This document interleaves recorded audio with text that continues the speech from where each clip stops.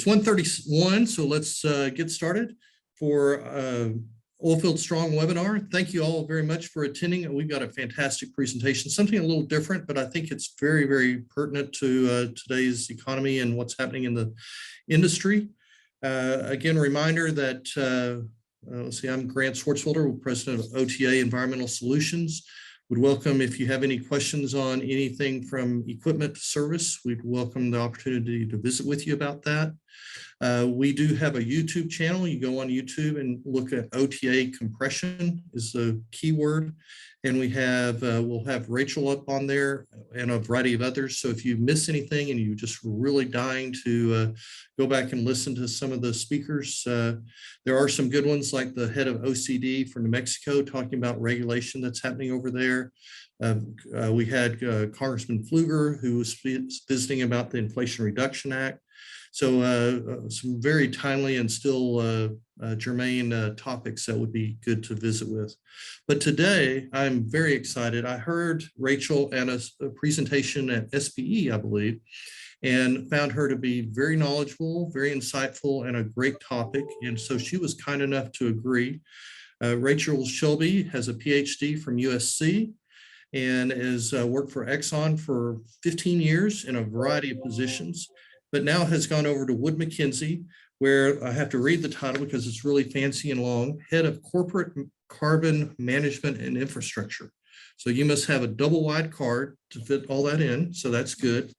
But it's the topics today, guys, is really focusing on carbon capture, carbon sequestering, kind of a little bit about what it is, but then going into how does that affect the E&P, the upstream world? Because I think that has an effect on strategy. It has effect on availability of product and economics. And you see a bunch of companies kind of shifting from being an upstream producer to a carbon full answer. But enough of me talking about that. Rachel, thanks for being on. And would love to, let me just throw out a good softball question that might set the context about carbon capture, carbon sequestering. What is it? How's it fit in? And then we'll kind of go into how it affects upstream, different size companies, because it probably has different strategies between BP and the small guys. So there you go. Take that and make something out of it. Fantastic. Grant, really appreciate the opportunity to participate today. This is a lot of fun to get the chance to talk about these topics. I just want to first explain my, my fancy title, as you said. Corporate Carbon Management and Infrastructure. I'm in Wood Mackenzie's corporate research team. And so in that team, we are focused on company strategy. And I've been specifically focused on what oil and gas companies are doing for their energy transition strategies. And that's going to be a big part of why we're going to talk about CCS today, carbon capture and storage. Now, oil and gas companies have an unparalleled understanding of the subsurface. They have dynamic data sets that they've been looking at in the subsurface for a very long time. And so they are really uniquely positioned to do carbon capture and storage, not only for their own decarbonization of their projects, but also for potentially clients of their own. And with very few levers to pull to reduce your overall footprint for emissions, carbon capture and storage is one of those quick pivots that oil and gas companies can take to be able to decarbonize and play a central role in the energy transition.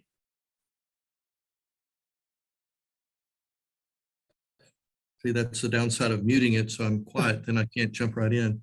Well, so when companies are looking at it, to me, all of the carbon sequestration, that seems to me a big company game, Shell and BP and all that. Is that the case? Or if I'm an EXCO or a middle tier, or even if I'm a smaller company, a much smaller company, how should I be looking at this as an opportunity or a risk, and how so? Yeah, so I think you're right. I think a lot of the majors have a bit of an edge in carbon capture and storage just because of their scale. They're able to take their upstream operations and downstream earnings as well and be able to leverage new technologies for carbon capture and storage and move that forward. But I think that there's opportunities for all companies in this, given everyone's individual projects that they have and partnerships that they can drive towards. it isn't just a big company game. And I would say that partnering is one of the ways, I mean, in exploration, we spread the risk. And so partnering in a carbon capture and storage way might be a good way for smaller operators to be able to get involved in ways that they can't fund some of those projects themselves. I also think that there's a place for testing new technologies too. There's a lot of different startups out there in carbon capture and storage, and there's going to be some very unique niches that unique companies that are out there might have to bring to bear to some of those technologies. And so there's some very unique ways that smaller companies, given their footprint, their portfolios, and their risk tolerance, really can really participate in this. Let's dig into that a little bit more, because I personally have trouble visualizing how a small company, and I could argue up to, name some of the decent sized companies out there, BTA or some that have Mewburn, others that are pretty decent size, but they just don't have the infrastructure or the research or maybe even the balance sheet to do some of that. So help me kind of, what are those type of things that they can, what are those little niche things or opportunities for them to get involved in? Yeah, so I mean, I don't, every company is going to be a bit different and the opportunities in front of them are going to be different, but just as an example, there are startups right now focused on storing carbon in concrete. And there's incentives out there and companies that are working on trying to store carbon in concrete. What are the opportunities there to take carbon out of a processing facility in the Permian and then try to put it in concrete that can then be used to build infrastructure, Permian infrastructure. So there's some unique and creative ways that companies can get out there and leverage things that maybe they haven't even thought about. It's not just the big project hubs that need expertise. It's some of these other kinds of projects that are out there that might offer some opening doors that smaller companies could probably, rise to that challenge too. So I might be thinking too narrow and kind of in the E&P drilling, producing. You're kind of thinking outside of that, of kind of, maybe using some of those technical skills, but looking at kind of peripheral product lines or service lines for that. Okay. Yeah, I mean, classic E&Ps have used CO2 for a long time in their enhanced oil recovery operations. And so, how could so the world will need oil and gas out to 2050, no matter what we do. So at the end of the day here, we need to decarbonize, but also produce lower carbon oil and gas. And so how do we do that? It's going to be creative options. And so I would think, when I think about some of the biggest emissions in the Permian, I spent 3.5 years living out in the Permian Basin myself. I think about, how you could, capture point source carbon from a processing facility or some sort of flow stream, and then use it for creative sources. It's not just a game of just putting it all subsurface and that's the only way to do things. Although smaller E&Ps know how to do that too. It's something that Oxy has built their low carbon business on as well, given their enhanced oil recovery operations, the extensive nature of it in the Permian. So, again, some of these projects are pretty sizable. You're trying to gather a lot of that CO2 or whatever you're trying to sequester. So that means pipe.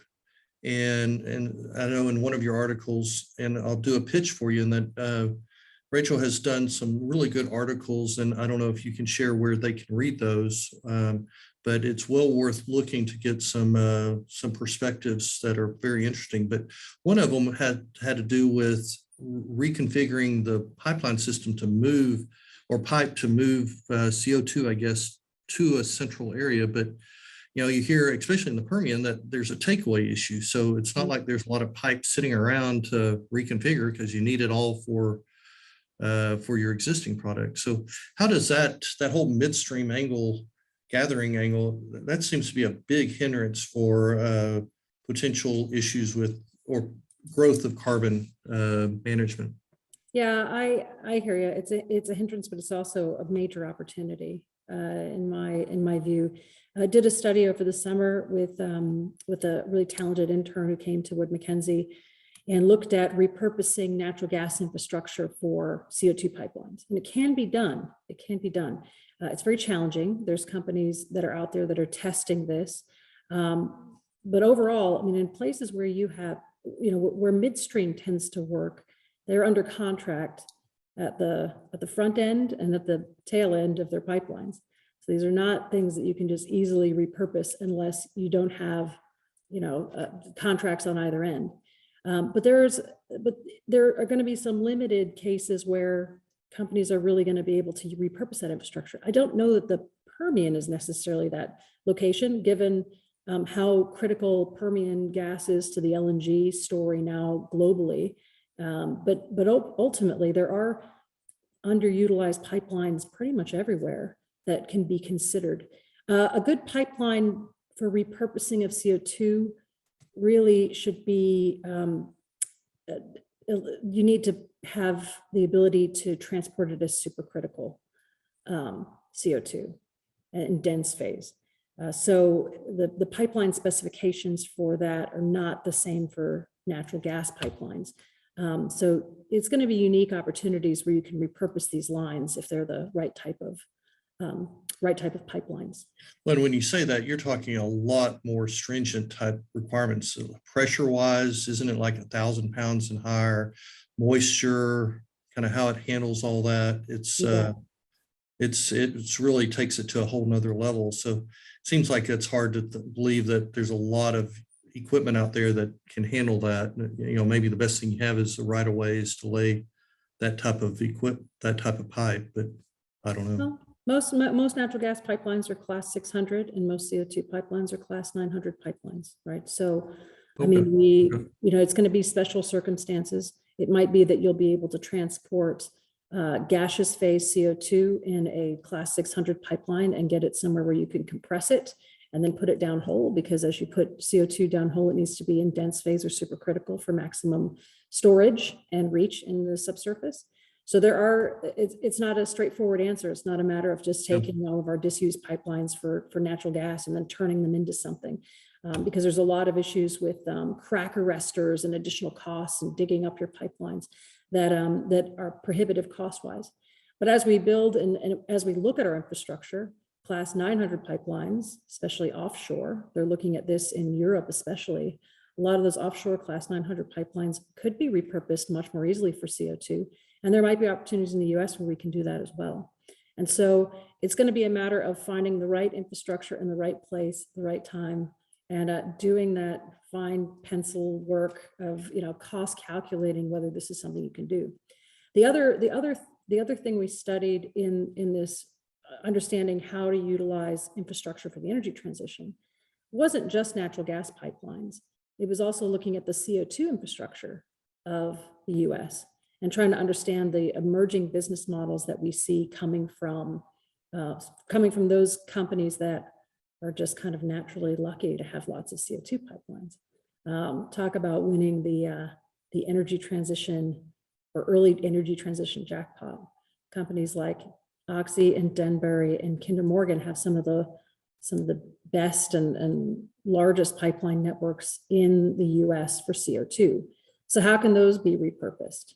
A lot of those connect naturally sourced CO2 sources to fields for enhanced oil recovery. But can some of those fields, those CO2, naturally occurring CO2 fields, be repurposed to hold CO2? We already know they hold CO2 quite well, but what about anthropogenically sourced CO2? So there's some opportunities in that space as well. And we're seeing some early movement in companies that just have some of those competitive advantages, able to convert those for kind of early wins in the energy transition.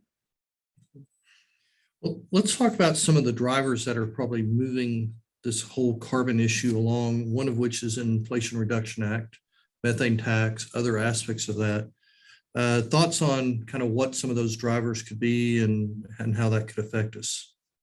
Yeah, so, when we think about CCUS, especially in the US, just lower 48, a lot of the early movement has been in enhanced oil recovery projects. And the reason being is because, well, the incremental oil that you get out of the ground helps to pay for the CO2 and other things that you need for the CCUS project, right? So there has to be other pathways and incentives besides selling that enhanced oil, and that's where the Inflation Reduction Act is coming in. The amounts that you can get for tax incentives has increased, and we're going to see a whole bunch of different projects coming in the new year as companies re-look at what they have in their inventory and then decide whether they can make a go at those projects. But in addition to selling, I'm going to call it, what some others are calling net zero oil, or the incremental oil you get out of the ground after you put a lot of CO2 in the subsurface, hopefully enough to account for all the life cycle emissions. And you've got the Inflation Reduction Act, which also gives you an incentive.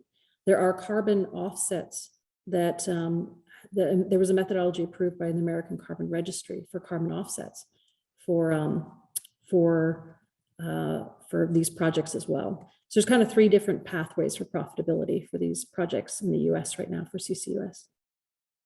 I'm down in Houston making some calls, and a larger company that everyone would recognize. I was talking to them, and they just had a meeting yesterday where they went through all of the different tax incentives and it's really guiding their business plan on how they need to spend money on certain things so they can capture the tax or the credits, or it's very complicated, but so it's very real in how it's affecting how companies allocate their capital on methane reduction and just basic production stuff before you even get to some of the putting carbon in cement.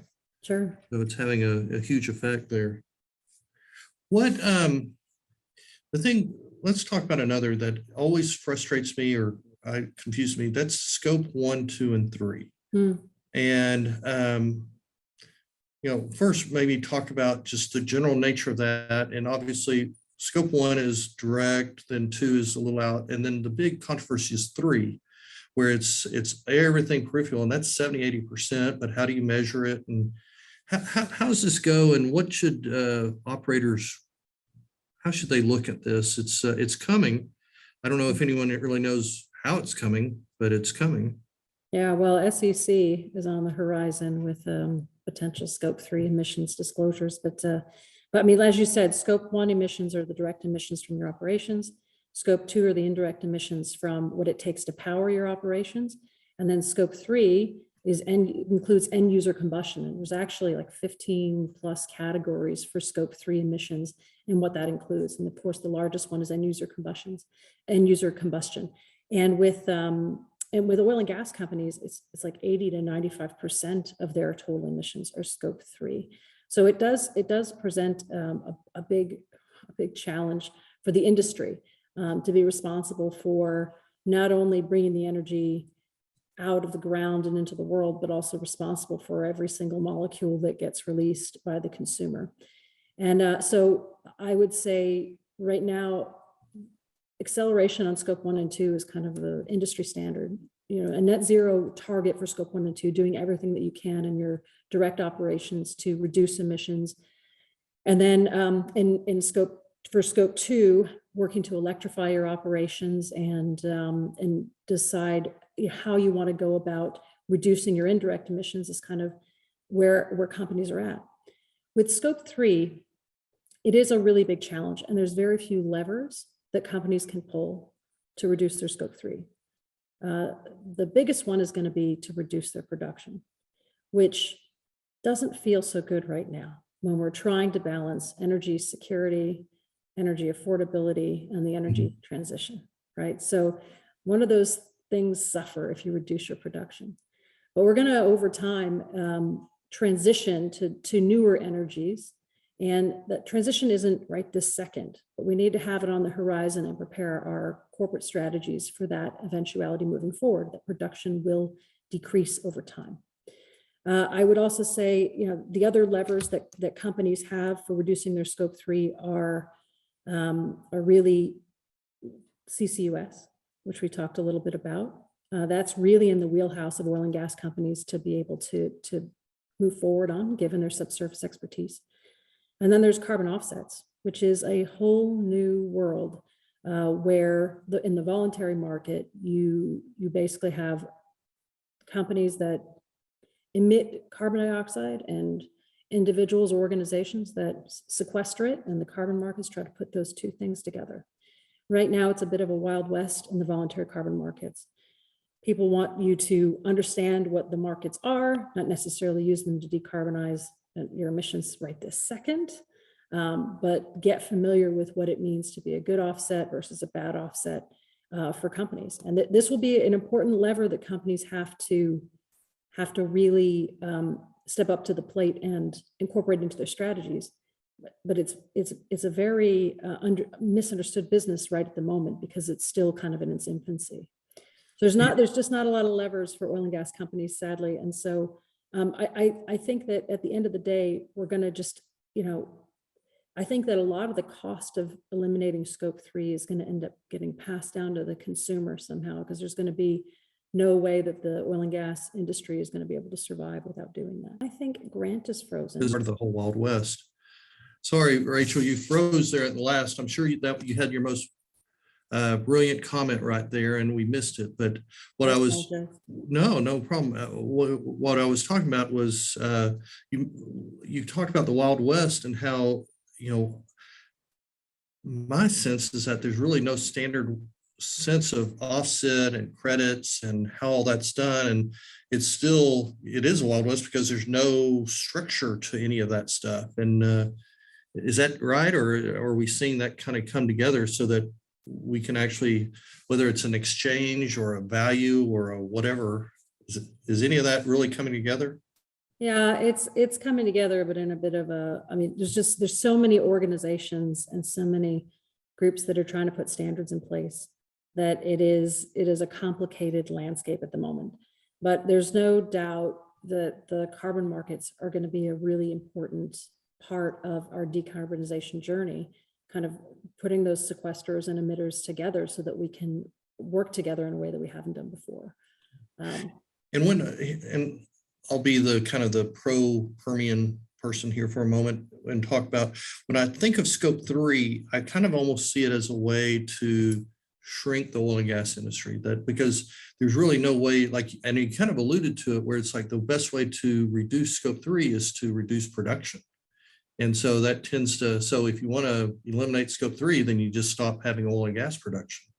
Am I missing something, or is that basically the ultimate, I don't know, goal, but yeah, the byproduct of a scope 3 being emphasized? So I'm just going to start off by saying I'm a big Permian fan myself.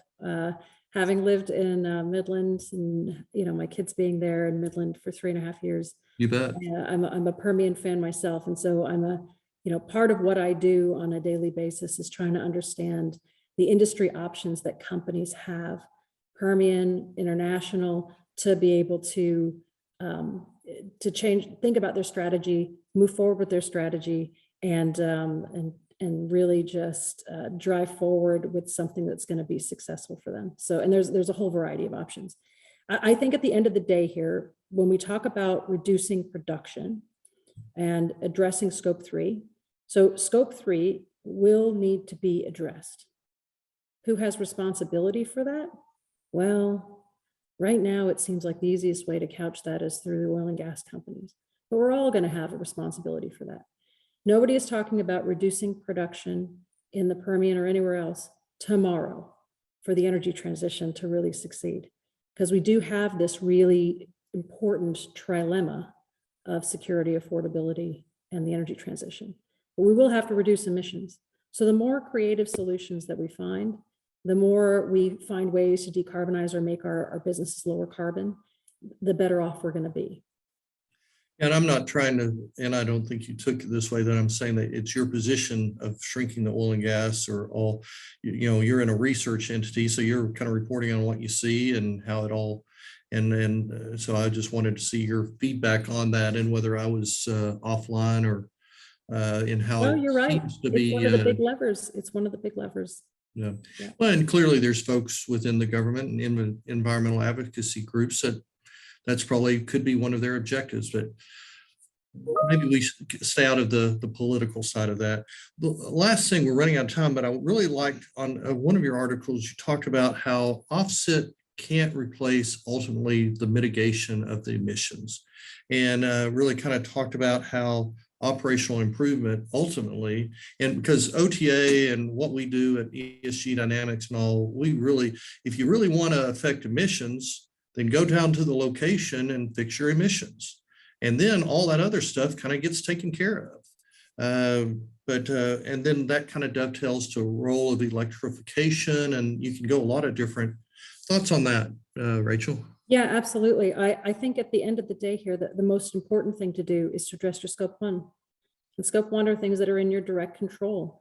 Scope 3 is nebulous because it's not in our direct control, and it's really hard to know exactly what to do, but we got to think about how we're going to think about that in the future and how we're going to position our strategies. But scope 1 emissions are in our direct control. And so changing out pneumatic devices, thinking about creative ways to decarbonize our processing facilities. These are ways that we can do things right now. And I would say investors have an expectation that we're all going to do that. And so I think at the end of the day here, mitigation and eliminating our scope 1 has to be at the forefront of our mind. And then for scope 2, that's kind of the next step out. So how do you decarbonize the businesses that are supporting your operations? How do you electrify given the challenges of electrification and duplicity of infrastructure that needs and how do you shut down a field on a moment's notice because the wind isn't blowing? These are big challenges, and they'll take longer. They'll take longer, but there are things in the scope 1 world for mitigating that we can do right this moment. Seems like within the emissions world, that 80-20 rule people talked about really kicks in. That what we see from our LDAR work and field service work, that over 50% of vapors are coming from faulty or misweighted tank hatches. And all that means is you need to spend a little time to put the right weights and put the right gaskets and maintain them. And you eliminate a good chunk, but for some reason that just hasn't, some companies obviously have done a fantastic job of that. And then others, it seems like that's a small step they could take, but. Yeah, and I would say, everybody's operations it takes money. There are some companies that have a lot of newer operations, and so they're in really good position. And there's some companies that have a lot of aging infrastructure or old fields, and it's going to take a little bit longer. But I think that the most important thing to do is to communicate those timelines to investors and to shareholders, so that way everyone understands where you're going in that world and how you're addressing it, and that way we're all on the same page. I think that's a huge point, that the legacy wells, the older, the brownfield type production is vastly different than the new. You've got newer equipment in one, and then you've got marginal wells that have the issues, and it's and that's going to be interesting. And this isn't quite in your bailiwick, but maybe you'll respond. Is you look at companies that are selling that lower end economic wells, but they're also the poor performing environmental wells, and pushing those brownfield wells to other entities. That's a huge swing of emissions liability, opportunity that goes from one company to the next. Yeah, I would say financial institutions are not a big fan of oil and gas companies selling on brownfield to groups that are not going to address emissions for those older assets. I think that takes the influence away from the way financial institutions can help narrate this energy transition story. I think at the end of the day, we just have to all keep in mind that we're kind of all in this together. There's a really important place for the oil and gas industry in all of this, and we just got to keep on chipping away at the problem. But I think communication is going to be the big thing. Well, guys, I think hopefully you all saw why I wanted to have Rachel as our speaker. Great conversation. I learned some things. Hopefully y'all did as well. Really appreciate you being on. Thank you. We will be posting this probably tomorrow. And so if you go on our YouTube and you have someone you want to share this with, please do. But Rachel, thank you very much for participating. Everyone else, thank you for listening in, and everyone have a great day. Thanks again. Thanks, Rachel. Bye-bye.